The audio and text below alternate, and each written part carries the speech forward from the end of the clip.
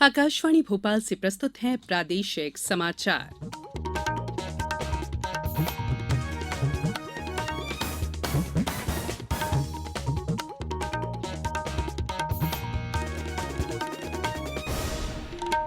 नमस्कार, समाचारों के साथ मैं संयुक्ता बनर्जी।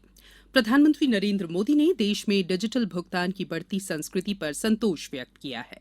आकाशवाणी पर आज मन की बात कार्यक्रम में उन्होंने कहा कि यूपीआई तेजी से देश की अर्थव्यवस्था का हिस्सा बन रहा है और लोग इसके माध्यम से दूर दराज के गांवों और छोटे शहरों में भी लेन देन कर रहे हैं।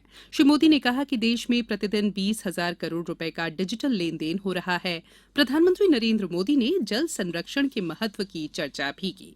उन्होंने कहा कि वेदों और पुराणों में पानी बचाने और तालाब बनाने को सामाजिक और आध्यात्मिक कर्तव्य बताया गया है। वाल्मीकि रामायण में जल संरक्षण और जल स्रोतों को जोड़ने पर विशेष बल दिया गया है। प्रधानमंत्री ने कहा कि पानी की उपलब्धता और इसकी किल्लत किसी भी देश की प्रगति और गति को निर्धारित करते हैं। उन्होंने कहा कि इस समय आजादी के 75वें साल में आजादी के अमृत महोत्सव में देश जिन संकल्पों को लेकर आगे बढ़ रहा है उनमें जल संरक्षण भी एक है। उन्होंने कहा कि अमृत महोत्सव के दौरान देश के हर जिले में 75 अमृत सरोवर बनाए जाएंगे। श्री मोदी ने युवाओं से अपील की है कि वे इस अभियान के बारे में जानें और इसकी जिम्मेदारी भी उठाएं। प्रधानमंत्री ने लोगों को ईद, अक्षय तृतीया, भगवान परशुराम की जयंती और वैसाख बुद्ध पूर्णिमा की अग्रिम शुभकामनाएं दी। उन्होंने कहा कि ये सभी त्योहार संयम, पवित्रता, दान और सद्भाव पर बल देते हैं।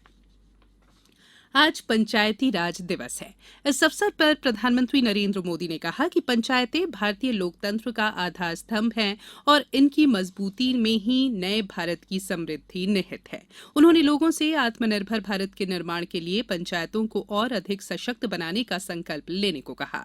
मुख्यमंत्री शिवराज सिंह चौहान ने भी लोगों को बधाई देते हुए कहा कि मजबूत पंचायती राज से ही सशक्त पंचायत, सशक्त भारत का लक्ष्य प्राप्त होगा।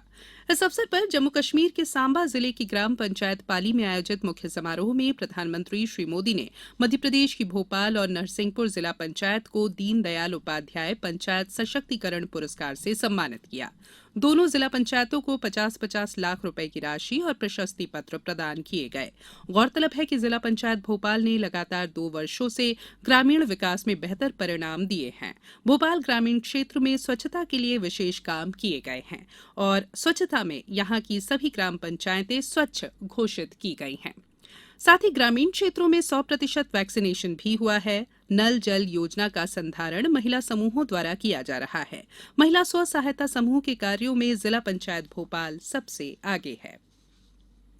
मध्यप्रदेश में नर्मदा सेवा मिशन और नर्मदा समग्र के संबंध में आज अनूपपुर जिले के अमरकंटक में एक विशेष बैठक आयोजित की गई, जिसमें केंद्रीय पर्यावरण, वन, जलवायु परिवर्तन मंत्री भूपेंद्र यादव और केंद्रीय जल शक्ति और खाद्य प्रसंस्करण उद्योग राज्य मंत्री प्रहलाद पटेल के साथ ही मुख्यमंत्री शिवराज सिंह चौहान भी शामिल हुए।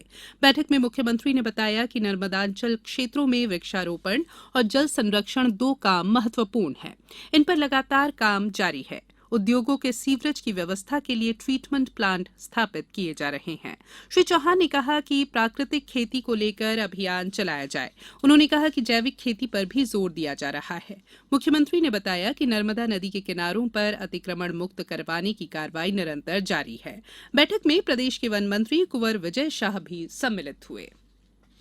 शिवपुरी जिले में अमृत सरोवर योजना के अंतर्गत 100 नवीन तालाब निर्माण का लक्ष्य निर्धारित किया गया है, जिसके क्रम में जिले के 102 तालाबों का चयन कर काम शुरू कर दिया गया है। इस संबंध में कल कलेक्टर की अध्यक्षता में एक बैठक आयोजित की गई।